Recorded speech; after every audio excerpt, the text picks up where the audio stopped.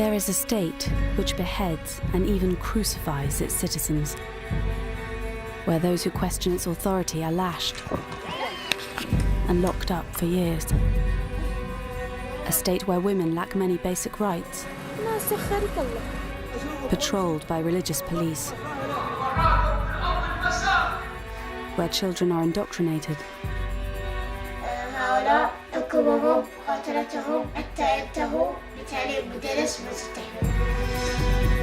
but this is not the Islamic State.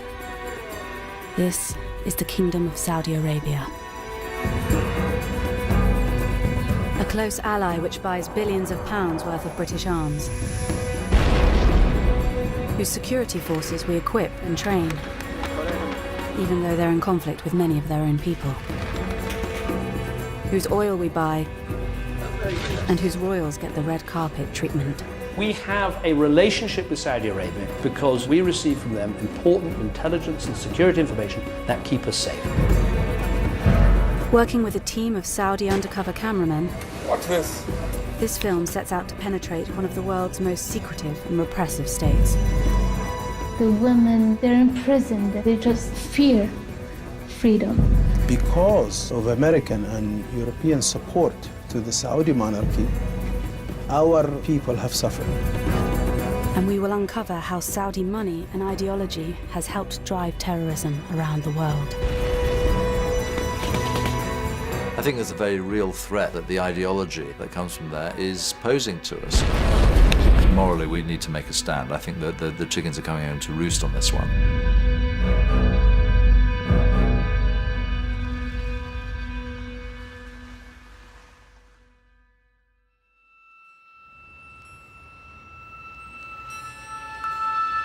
In January 2015, the Union Jack was flown at half-mast in Westminster.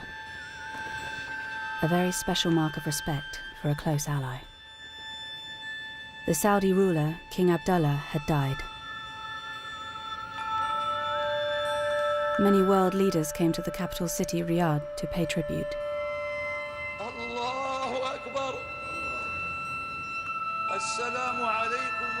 In the same month, in another Saudi city,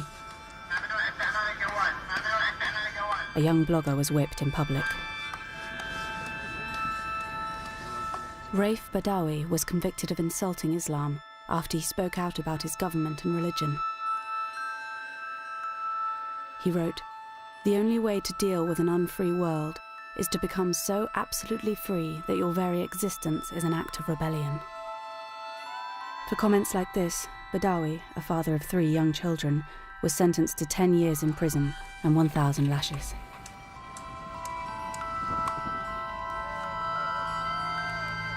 We don't approve of what Saudi Arabia does. We don't like what they do, but they are a necessary evil in combating other regimes. And of course, ultimately, they have a lot of oil.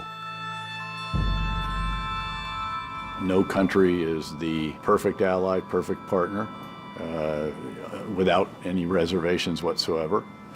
So, welcome to the real world. Welcome to the Premier League.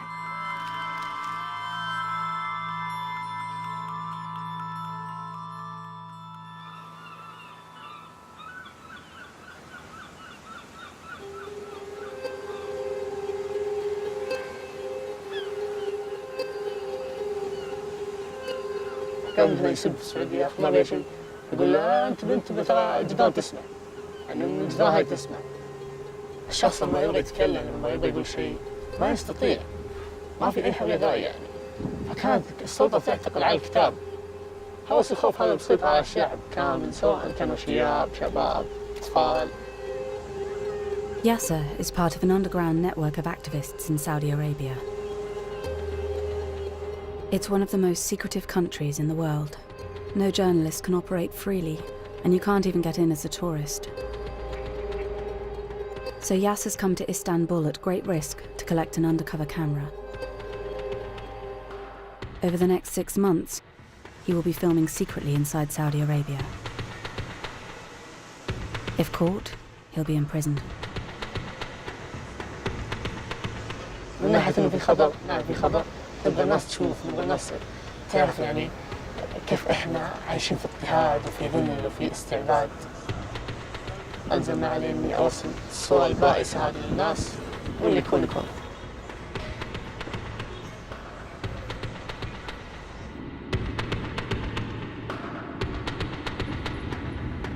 2 days later, Yasser is flying back into Riyadh to begin filming Undercover.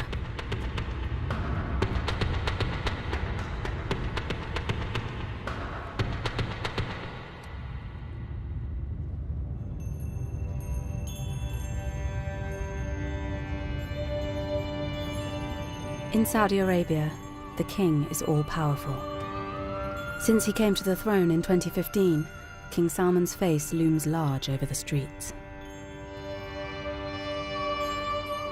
Saudi Arabia is the home of Islam's holiest sites and the world's largest oil exporter. Its state oil company is worth an estimated £7 trillion.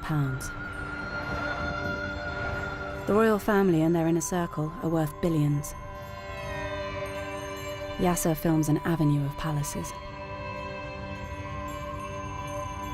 The external face of Saudi Arabia is ostentatious wealth and luxury shopping malls. But the global crash in oil prices has hit the Saudi economy hard. Despite spending billions on social welfare, it's been estimated up to a quarter of the population live in poverty. في 3 عيال وهذه بنتي. ايش نعمل؟ رمايق البيت ما خرج بالشارع.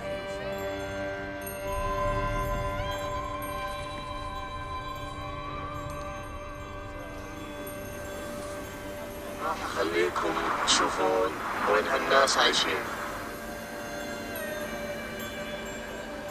This is how millions of Saudis live, a reality rarely seen by the world because you can't film openly here. الناس هنا عايشة في العذاب المهلكة. الله غرفة الشيخ أقسم بالله الأطفال يبيعون لا إله إلا الله. الناس شوفوا المزبلة شوفوا كيف شوفوا المجاري شوفوا السوق تكتب المال تشحذ. Yasser's in Saudi's second city, Jeddah.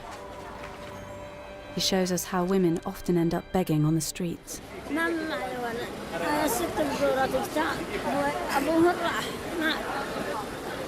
It's estimated only 1 in 5 Saudi women of working age have jobs. And without a man's support, many end up on the street. Yasser and his friend head down to the beach to play their lute.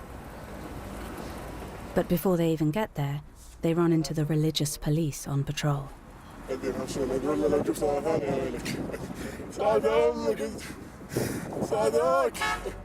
In Saudi Arabia, playing music in public is forbidden by the religious police.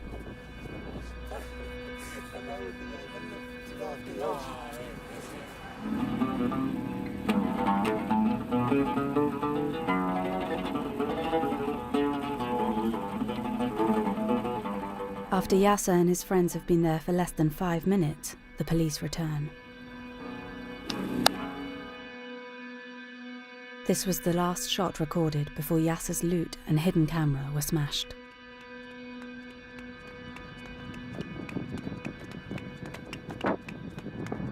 جيمس كسوني اصبعي اليوم وكسوني العود حتى.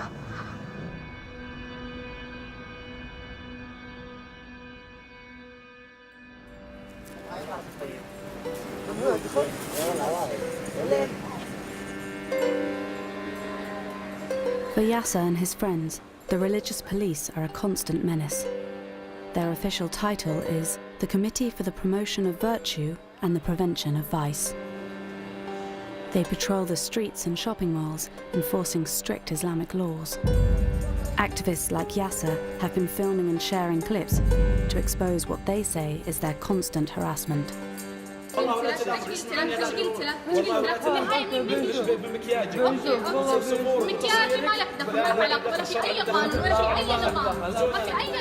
They force women to cover themselves and drive people out of cafes to go and pray.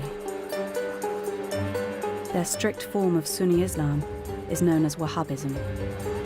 It is the religion on which Saudi Arabia was founded. Here, the religious police are smashing bottles, thought to be alcohol.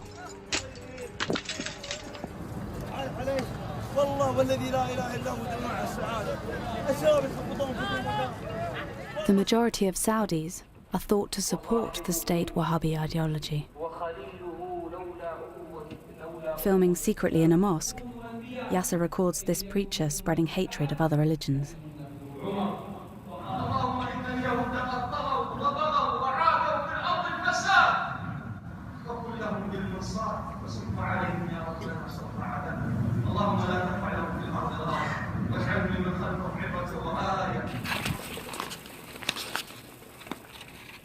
The state Wahhabi ideology is taught to Saudi children from an early age. Yasser films a 14-year-old Saudi boy showing him the books they use at his school. Books made in Saudi Arabia, but exported to the world.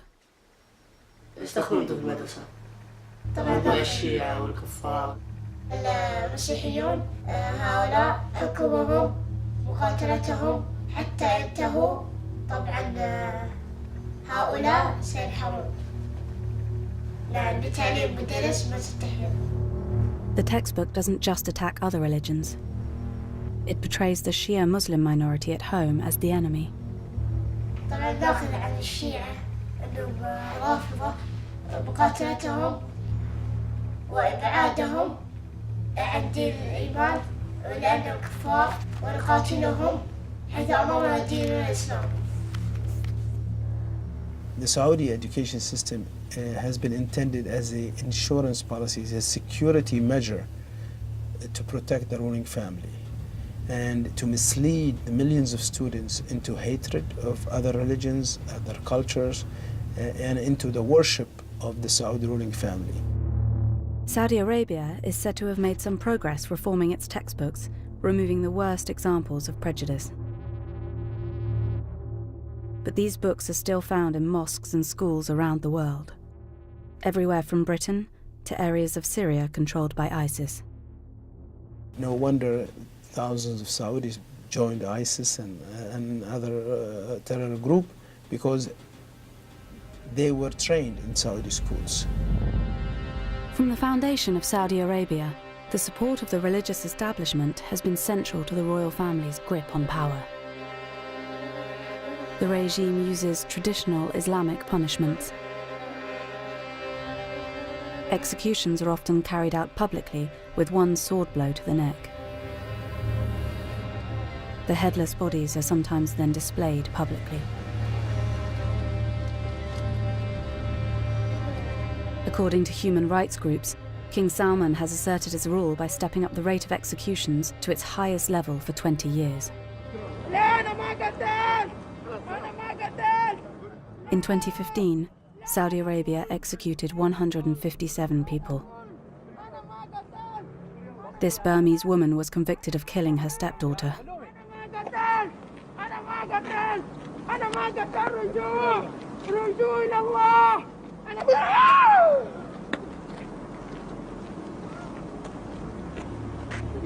This was filmed by a policeman.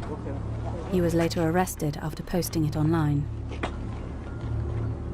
The Saudi government claims that only the most serious criminals are executed, and punishments are carried out in line with Sharia law. They say trials are fair, though human rights groups disagree.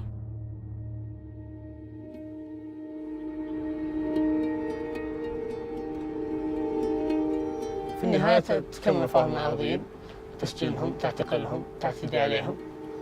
لا أعتقد أن هذا الإسلام لا أعتقد أن هذه الدولة أصلا تمت الإسلام بصلاة. لكن مش الناس كلها عندها غضب، لكن المشكلة ما حد يقدر يتكلم. كل الناس تخاف الاعتقال. هم كلهم يبغون يخلون كل شيء بالخفي لأنه لو سمحوا بالحرية وبالكلام يعني بتكون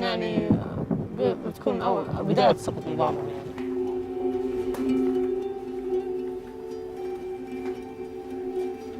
In Saudi Arabia, criticizing the government, criticizing religious people are considered as acts of terror. And people are reporting on each other, targeting their fellow citizens. So everyone becomes, more religious than ever. Everybody becomes more pro-government than ever. So we're going into a fascist society. The Saudi government says the anti-terror law strikes a balance between prevention of crimes and protection of human rights, according to Islamic law. One activist's story, more than any other, encapsulates Saudi suppression of free speech. موقع الليبراليين السعوديون هو أثار حفيظة المتشددين بصفة عامة في السعودية لأنه كان يفضح ممارسات. This is Raif Badawi, speaking before his eventual arrest in 2012. وعلى وجه الخصوص ممارسات هيئة الأمر بالمعروف والنهي عن المنكر، فذلك حملهم على محاولة تخويفي ومحاكمتي في الموقع الليبرالي السعوديون على أنه يسيء للإسلام. هذه الساحة الناس جهالية في الجنة. الأخ بدوي. أنا أعتقد أن رايف شخص أبدى برايه بكل احترام. لم يرفع سلاح، لم يقتل أحد، لم يفجر، لم يكفر مثل ما فعلت السلطة.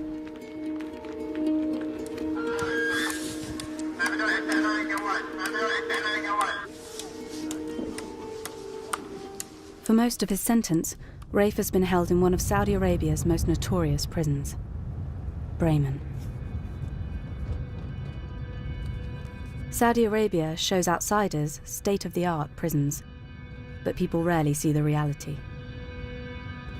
Since Raif was imprisoned, Yasser's network has managed to smuggle camera phones into Bremen.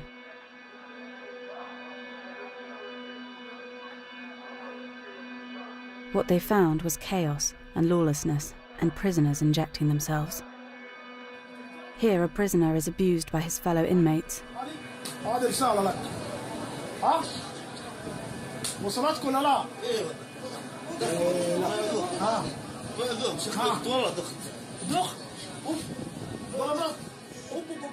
The British government had approved a £6 million contract to train Saudis on how to run its prisons.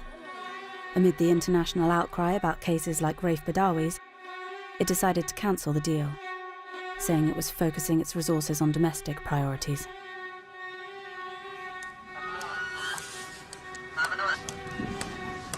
Raif Badawi has received no more lashes since the first 50, but his sentence of 10 years still stands.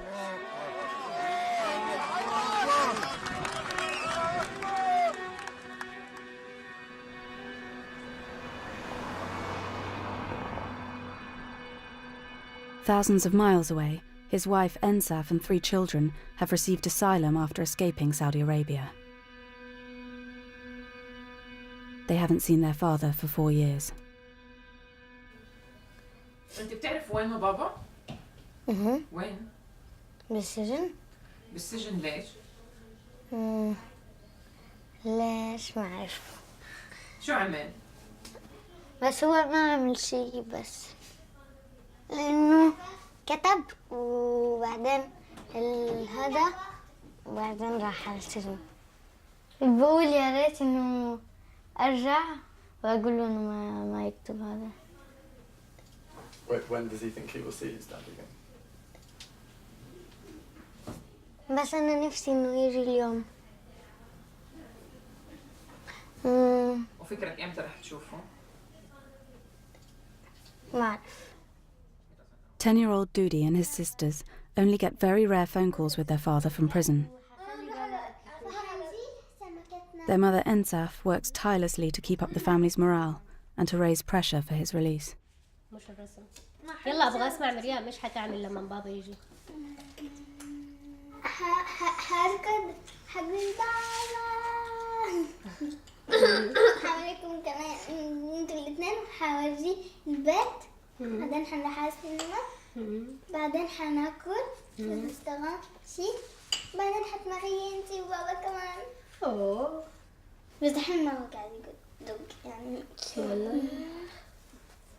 صح اني انا برا السجن بس كأني في سجن كمان، يعني انه لما يكون اغلى شيء في حياتك مش موجود، اولادك صار لهم 4 سنين ما هم شايفين ابوهم، اكيد ده شيء صعب، بس انه ماشيين مكملين. Ensaf's campaigning and international pressure mean that Rafe's case is up for review in the Saudi courts. والله بصراحة أنا دائما عندي أمل قبل السنة الجاية إن شاء الله على نويل هذا يكون رايف معانا ومن زمان. بس لحد الآن لسه ما جاني ولا أي خبر كويس من السعودية.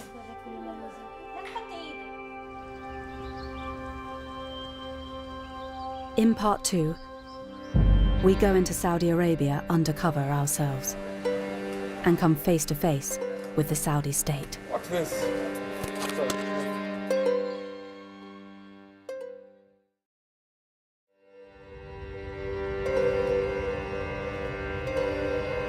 Our undercover cameraman Yasser has been filming for us at great risk.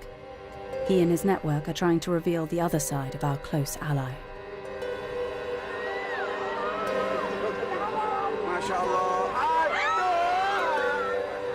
Saudi Arabia doesn't allow tourists, and they don't allow journalists to operate without minders. So we're flying into Riyadh as businessmen after setting up a fake company.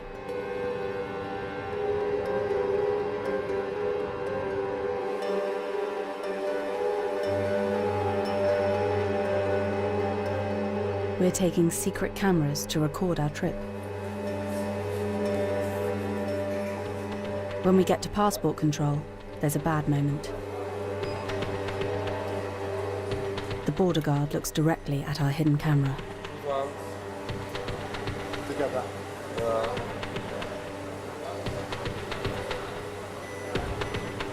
Off glass. Watch this. Sorry.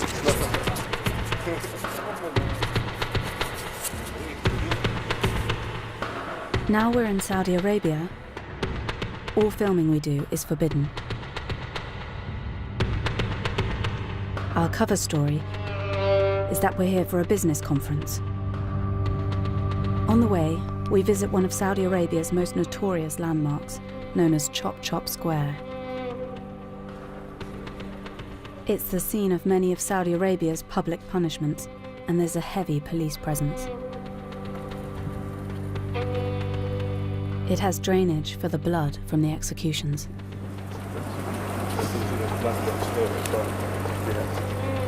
Two Westerners in the middle of Chop Chop Square inevitably raise suspicion.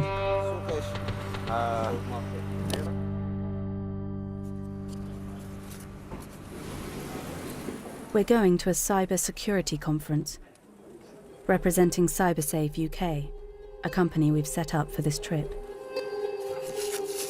We've been placed right next to the Ministry of Interior, the very people who arrest activists like Raif Badawi.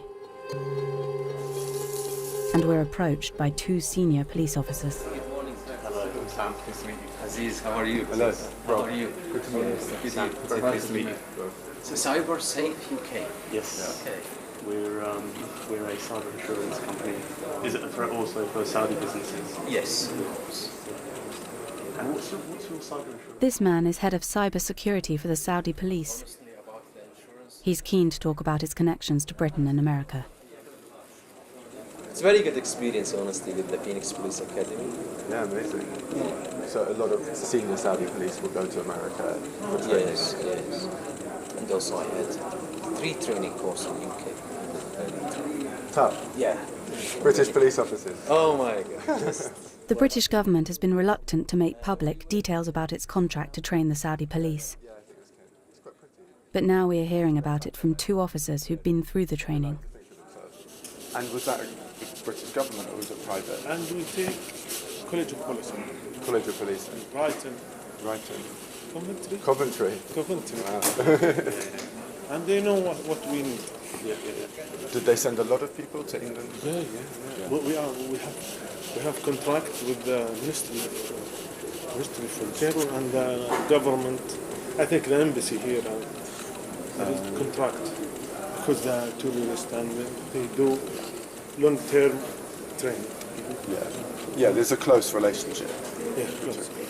The British government has since confirmed to us they have provided more than 300 Saudi officers with training since December 2012.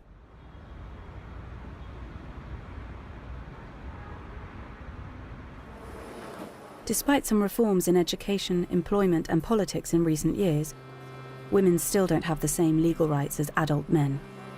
Women can't drive and struggle to perform many simple tasks, such as going to the doctors without a male guardian.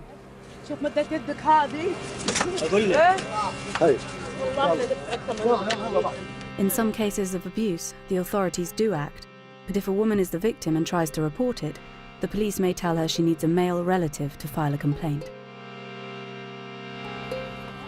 This is a tribal society, and it's been kept this way. Violence is a symptom of the position of women in a society because it reflects how people view the roles of women.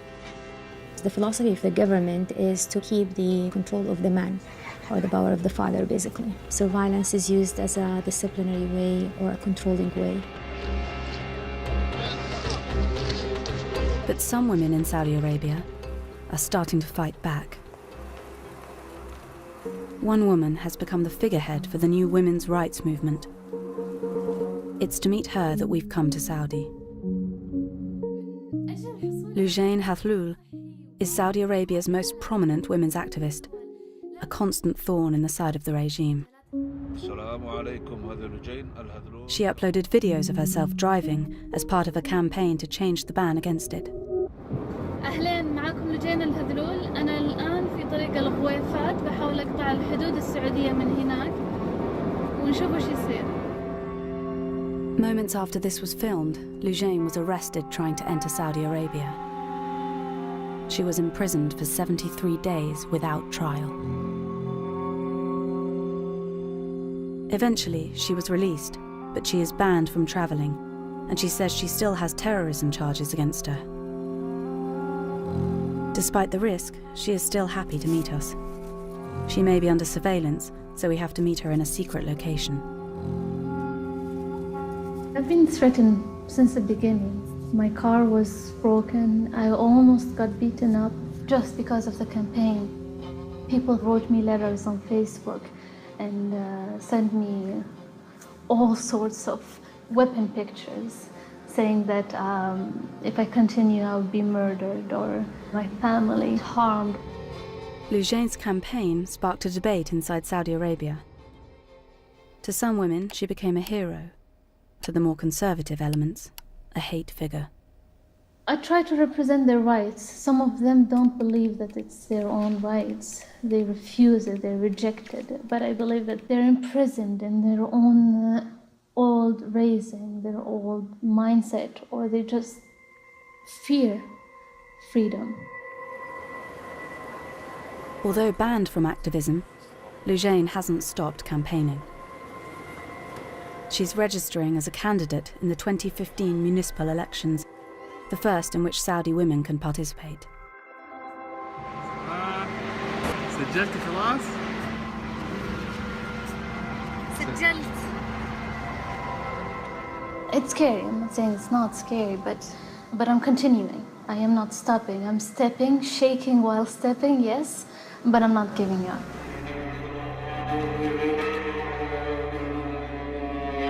We'd managed to meet a Saudi activist without being detected by the security forces.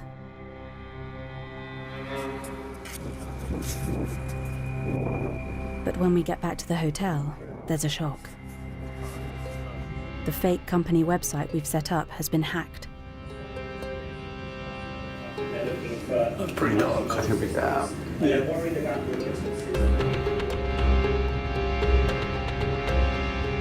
We don't know who's testing our cover story, but we're forced to leave early and head straight to the airport. We hope that there's no travel ban on our passports. If we're discovered, we know we'll be arrested.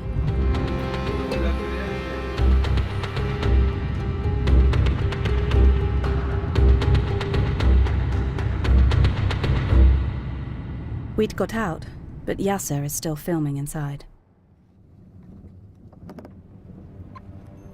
One of his network is driving to a region that's witnessed serious unrest and the first signs of potential cracks in Saudi rule. The east of Saudi Arabia is where most of the Shia Muslim minority live.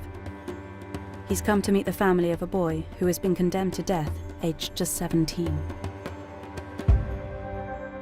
Ali Nimr's punishment marked the beginning of what activists say is a dangerous new phase for the Saudi regime.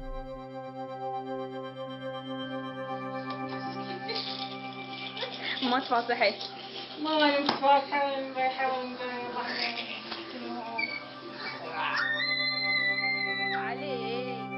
علي النمر شاب عربي مثل أي شاب آخر من شباب العرب، يحلم بالحرية، يحلم بالعزة بالكرامة.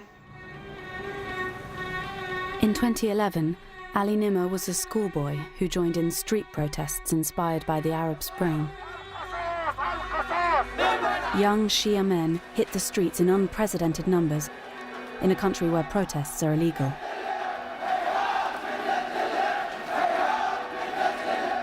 As the days passed, the confrontations with the security forces became more intense. The Saudi police reacted to the protesters with bullets. Scenes like this have raised questions about Britain's contract to train Saudi police.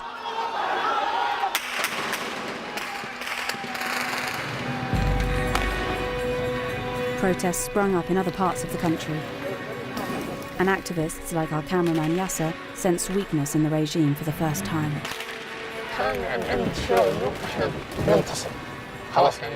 جاءت اللحظة اللي خلاص احنا نتغلب على هؤلاء المستبدين اللي عشرات السنين استبدوا فينا واستعبدونا يعني.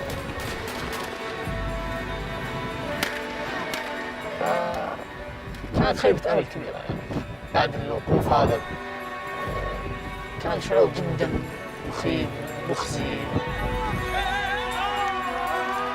Eventually, after tens of protesters were killed and many more arrested, the regime succeeded in putting down the uprising.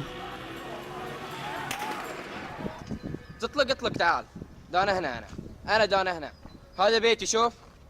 Ali recorded his anger at the police's reaction in this confrontation outside a police station. ما عندي شيء أنا ما عندي لك كاميرتي.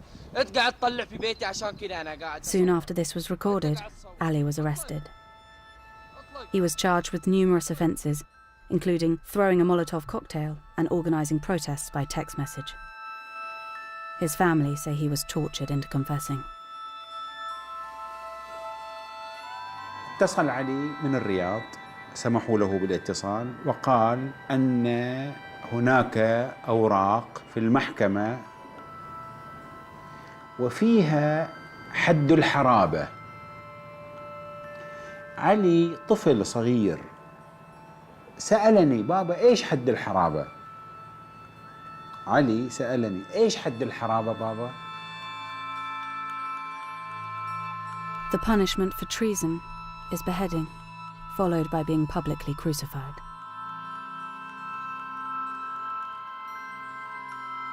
But some felt Ali was being punished because of this man. Sheikh Nimr was Ali's uncle. He was seen as the spiritual leader of the protests. نحن على امتداد 100 عام نعيش ظلم وجور وخوف وترهيب. لا نخاف الموت ونعشق الشهادة.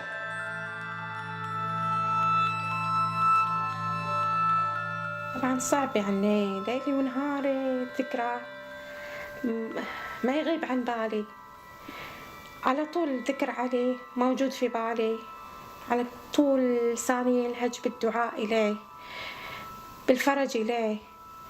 أشياء كثيرة في البيت تعني لي علي، كل البيت أصلا يعني لي علي. The British government says it has lobbied to spare Ali the death penalty.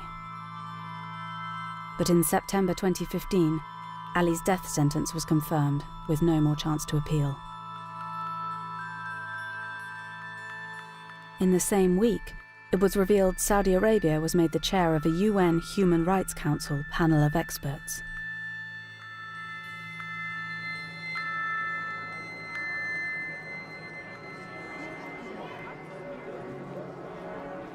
Ensaf, the wife of Raif Badawi, the blogger sentenced to 1,000 lashes, is in Strasbourg to collect an award on his behalf.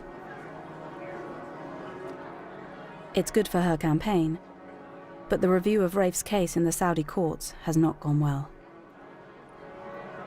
رايف اتنقل إلى سجن تاني. السجن التاني هذا اللي نقل فيه ما يكون فيه إلا شخص منتهي.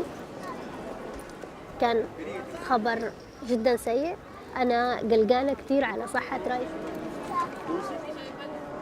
In response to his appeal being denied, she says Raif has begun a hunger strike. خبرتهم إنه نقل سجن جديد بس ما خبرتهم إنه منقطع الطعام. حرام يعني أولادي تعبوا من كتر ما هم يتلقوا أخبار، يعني حرام سنهم فقدوه بسبب إنهم يتلقوا أخبار أكبر من سنهم. مجرد ما إني أشوف أولادي كمان يعطوني القوة، يعطوني كمان الأمل. المعاكس للموضوع رايف إنه بعيد عن أولاده، الحكم اللي صدر ضده كان حكم كتير قاسي.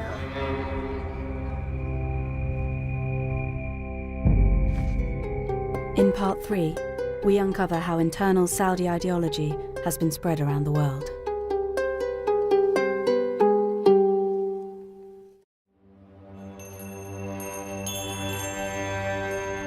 For more than 70 years, Saudi Arabia has been Britain and the West's key ally in the Arab world. The government says they've kept us safe by sharing intelligence and helping us fight terrorism and foil attacks. A very, very nice decision. Since David Cameron's government came to power, we've sold Saudi Arabia more than £5 billion of weapons.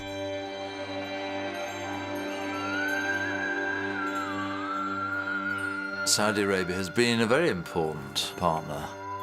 We've got our oil from them, we've sold weapons technology to them, and they have been an ally in providing intelligence about low-level Al-Qaeda activities. But there's an irony there, and that is because actually Al-Qaeda stems from an extreme interpretation of Wahhabi Salafism, which is the official religion of Saudi Arabia, and which they've been spreading around the world since 1979. So there's an ambivalence to that relationship. The Saudis have spent at least $70 billion spreading Wahhabi Islam around the world. But they've always denied any official link to terrorism, and are now preparing to send troops in to fight against ISIS in Syria. But evidence has come to light related to the most high-profile terror attack of all.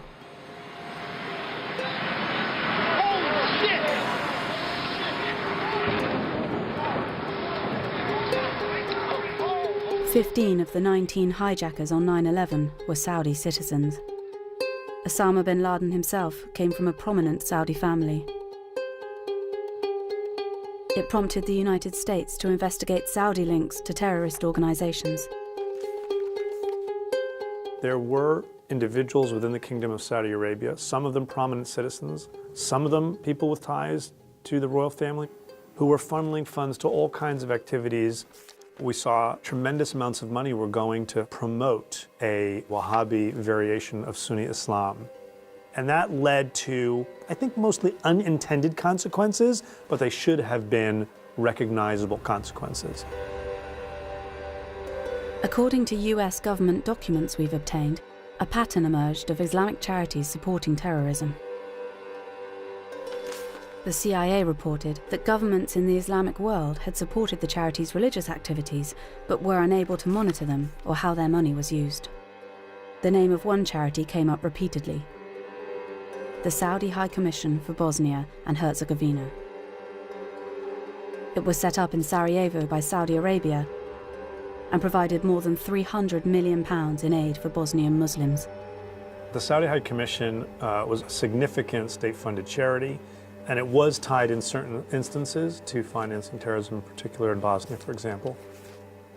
There were people within this institution who were funneling funds to terrorist groups at the time. But more than allegations of passing on money, we found evidence the Saudi High Commission was providing employment and cover for terrorists. Inside this New York courthouse are boxes of evidence for a case brought by the families of 9/11 victims against the Saudi government and the Saudi High Commission. The families are currently appealing their case after it was dismissed last year on the grounds of sovereign immunity. Among the material is this tape, recorded testimony from a convicted Al-Qaeda terrorist. أنا علي أحمد. It's never before been broadcast. شخصياً بأسامة بن لادن. This is Ali Hamad, a jihadi who fought with the Mujahideen in Afghanistan and Bosnia. He alleges he and others were employed by the Saudi High Commission, and that local officials at the charity knew that he was linked to Al-Qaeda. He says Bosnia was seen as a crucial foothold in Europe for Al-Qaeda to plan future attacks. تنشر جنودها وضربتها في جميع الدول الأوروبية. البوسنة للقاعدة ليست مهمة. Hamad was later involved in setting off a car bomb in Bosnia in 1997 after the war had ended. It was apparently designed to kill non-Muslims and reignite the fighting there. Documents obtained by lawyers for the 9/11 families also reveal Washington knew about the charity's direct links to terror. But it was only after 9/11 that action was taken. NATO's heightened state of security. 2 weeks after the 9/11 attacks, NATO special forces raided the charity's offices in Sarajevo. Are you saying that you have evidence of Al-Qaeda's activities here in Bosnia? Yes. We've spoken to another senior officer involved in the raid, who described the material they uncovered as very disturbing. A hard drive of maps of military buildings in Washington, information on how to fake State Department badges, and before and after pictures of the World Trade Center.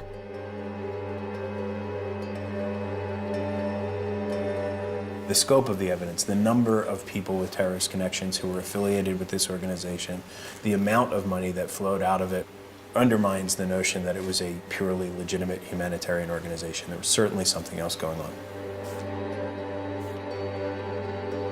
Documents filed in court confirm that the Saudi High Commission was an official arm of its government which provided a third of its funding,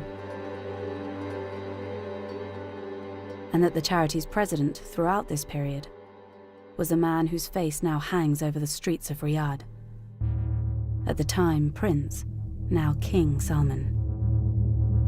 And Saudi media reported he visited its offices in Sarajevo a year before it was raided.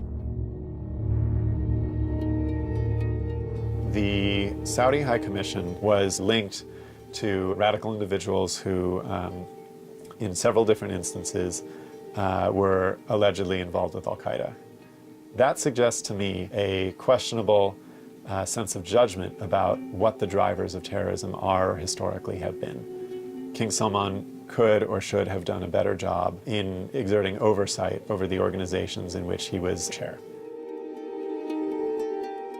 The Saudi government in the past has said that none of its agencies knowingly provided funds to Al-Qaeda or other terrorist groups. There is no suggestion King Salman, the royal family, or senior Saudi officials knew about or were involved in the alleged support for terrorism at the Saudi High Commission. The 9/11 Commission said that although Saudi Arabia had long been considered the primary source of Al-Qaeda funding, it had found no evidence that the Saudi government or senior officials individually funded Al-Qaeda, but that this did not exclude the likelihood that charities with significant Saudi government sponsorship diverted funds to Al-Qaeda. Since 9/11, Saudi Arabia has wanted to show the world that they are tackling terrorism. They themselves have been the target of attacks, and they have passed laws to clamp down on private donations from inside the kingdom. They have carried out airstrikes against ISIS, and are now preparing for a ground war against them in Syria. They also deny Saudi Arabia supports ISIS ideologically. But many feel that it's the underlying Wahhabi ideology that's the wider problem. The ideology of ISIS is not much different from the ideology that Wahhabi Salafi Islam in Saudi Arabia adheres to. Unless the Saudis deal with this issue, we are going to constantly fight yesterday's war, and even if we defeat ISIS, there'll be another terrorist organization, perhaps with a different name, as long as they have this ideology that emanates from Saudi Arabia.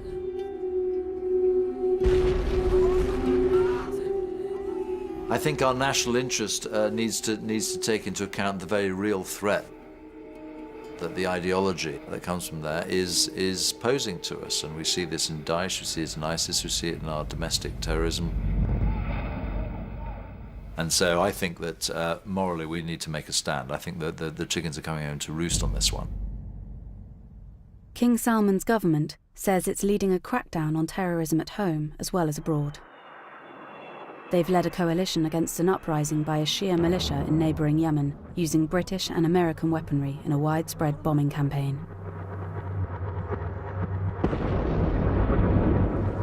And on the 2nd of January 2016, they announced the execution of 47 men for terrorist offences in Saudi Arabia. Saudi Arabia says it has executed 47 people. It was the largest mass execution since 1980. Shia cleric Nimr al-Nimr. Whilst many were convicted al-Qaeda terrorists, several others were political activists. Ali Nimr was spared for now, but his uncle, the Shia cleric Sheikh Nimr, was executed. This new footage, smuggled out by Yasser's network in the last few weeks, shows how his execution has sparked the first major protests in the East since the Arab Spring.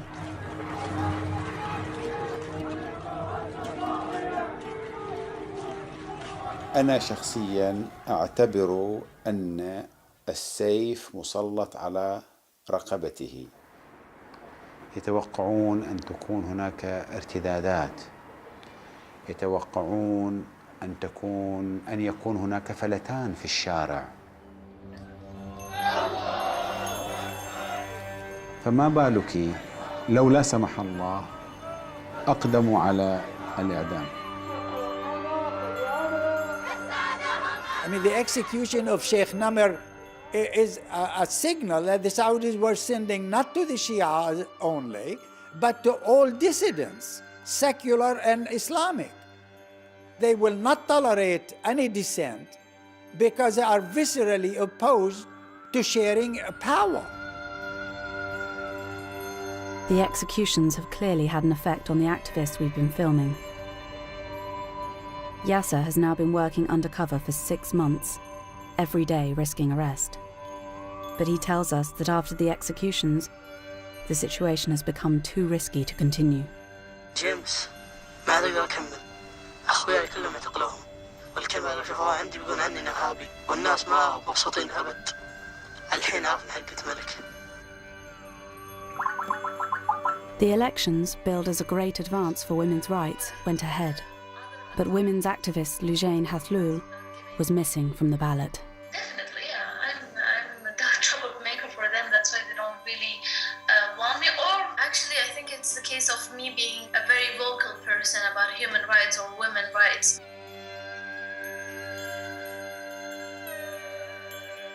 Unfortunately, the religious establishment is not really aligned with any of the economic, social, or best interests of the 30 million people living in Saudi Arabia.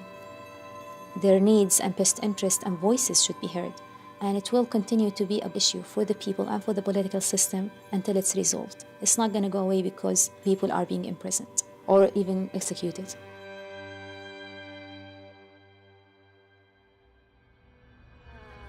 A year since Raif Badawi was publicly flogged, he's still serving out his 10-year sentence.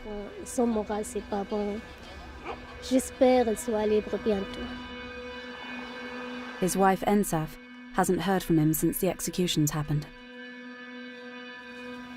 بصراحة يسألوا هم الفترة هذه كتير ليه بابا ما عاد يتصل.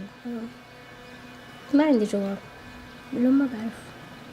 لأنه فعلا أنا ما بعرف ليه. كل الأخبار اللي نسمعها ما أحب أحكي عنها عشان ما يجي خلط في راسي، فما أحب إني أحكي عنها. أحب إنه دائما أنا مقتنعة قناعة تامة عن إنه كل اللي قاعد يصير مختلف عن قضية رايف تماما.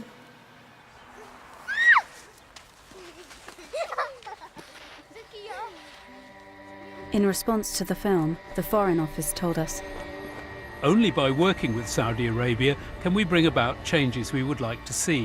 We regularly raise with them the importance of compliance with international law, including in the Yemen conflict. Senior Saudi leaders have condemned sectarianism and ISIS's ideology. Our police training undergoes strict assessment and is designed to improve human rights compliance of the Saudi justice system. Our arms sales are subject to one of the most robust export control regimes in the world. We are extremely concerned about Raif Badawi and have raised his case at very senior levels. The Saudi government has assured us that Ali Nimr will not be executed. The Saudi government told us, "The Kingdom of Saudi Arabia utterly rejects the partisan nature and sensationalist tone of this documentary, which sets out to portray the country in a negative and unbalanced light. The Kingdom's legal system is based on the due process of Islamic Sharia law. The Kingdom is at the forefront of international efforts to combat terrorism and will pursue anyone who supports and funds terrorist activity, and to suggest otherwise is a slur.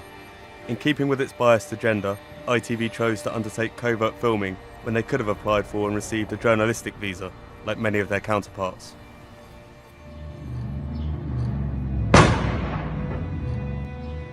Activists say they're being forced underground, but with the spread of phones and cameras, it has become impossible for the regime to control what the world sees.